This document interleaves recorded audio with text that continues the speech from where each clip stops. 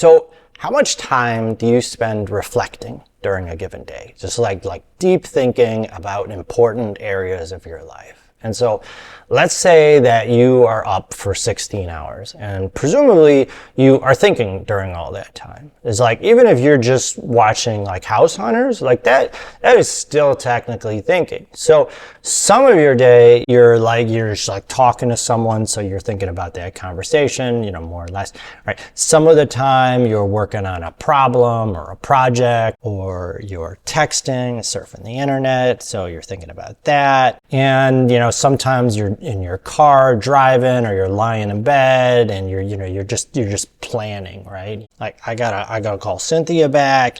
What am I gonna do for dinner? How am I gonna shut down the reactor in time? So how much time does that leave for reflection in between all that stuff? Like the dough in between when you're making cutout cookies. It's 20 minutes, 2 hours. I think it depends on the person. But what I'm more interested in here is what we're reflecting on, because I think that is one of the biggest determinants of our development and our long-term well-being. Are we growing as a person, or are we really just kind of along for the automatic ride week after month after year? And so what I want to argue is that for any given period of our life, most of us fill that reflection time with the same 3 or 4 topics day after day after day, without ever realizing it, without ever consciously deciding that of all of the infinite things that I could be thinking about, is these are the 3 things that I want to spend my precious mental time dwelling on.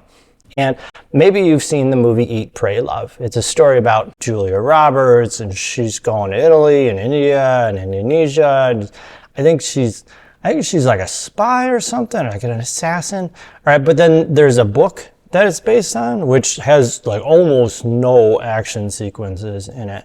But there is one section where the author has this realization, and trust me, she's having a lot of realizations. But there's one in particular that I thought was really profound, is she's meditating, and it occurs to her that her mind is actually not that interesting of a place. This is what she writes. In actuality, I only think about a few things, and I think about them constantly. So she thinks about her divorce and all the mistakes she made and all the mistakes her husband made. She thinks about a recent ex-boyfriend. And, it's this very educated, well-traveled, cosmopolitan woman. Like, she probably has like all sorts of fancy mustards and Fabergé eggs. There's just like all sorts of Fabergé food, right? And I think about myself when I was 20, and I'm going to guess that a good 80% of my reflection time was spent thinking about 3 things. Is how can I get a girlfriend, a relationship that ended almost 2 years before, and then how awful the social scene was at my school. And then also maybe how I could get my roommate Brandon to stop hooking up with the girl he was cheating on his girlfriend with while I was in the room. But those 3 or 4 things, they're not usually the big things that we tell ourselves that reflect our values. It's like, I think about how much I cherish my family, or, communing with God, or helping the less fortunate. Our defaults are usually our pain points. It's like a relationship that is stressed in some way, or the drama or the politics or the ongoing frustrations of some social situation we're in. It's like, could be at work or at school, family, partners, friend group, church group. Or sometimes it's an ideological frustration, like all of those villainous people that don't agree with my politics. Or it could be a thing that we are just obsessed with getting, but we're not, like a girlfriend or a boyfriend, or like a flat stomach, or just like a ring. Why do we do this? Well, we're compelled to resolve unresolved issues. In our brain, it tells us that by fixating on them, we can get closure. I mean, it's like the last time it didn't work, but just like, I swear, if I just spend another half an hour dwelling on that diamond heist and what went wrong, like if I just stew on it one last time, I'm sure I can get closure. But it's a false promise. It's like dangling a carrot in front of a donkey, or dangling a futon in front of a Dave Matthews enthusiast, right? That donkey is never going to get that carrot, and that jam bander is never going to get that soiled mattress. But the point is, the 30th time that you've dwelled on something, that is not going to bring you any more closure than the 5th time. Our brain, though, it promises us that it is just around the corner, but it's an illusion. And just to be clear, I'm not talking about deeper wounds like abuse or trauma that absolutely need to be processed, ideally with a therapist.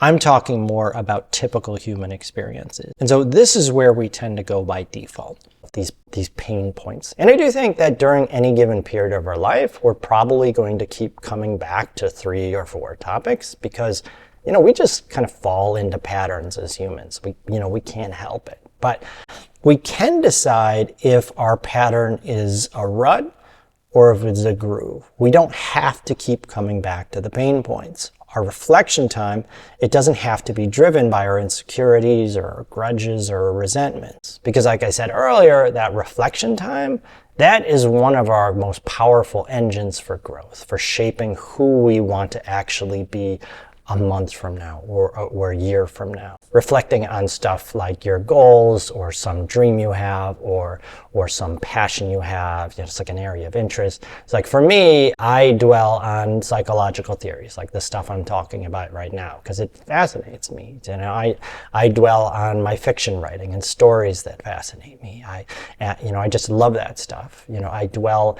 on my daughter's development and how I can help that along because she is friggin' awesome, right? And then, sometimes I think about Brandon because there's certain noises that they just stay with you. All right. And then to be clear, those lingering pain points, that is stuff that we do have to problem solve on. Like we have to process that stuff. I mean, you definitely need to figure out if your ex ever really knew you at all and why they gave you that participation trophy when you broke up.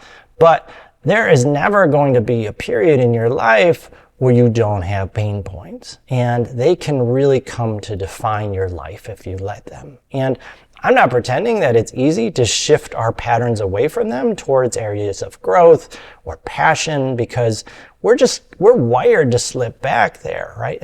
But there is this whole discipline around cognitive behavioral techniques that can be really helpful, and I'll link those below. Or mindfulness techniques.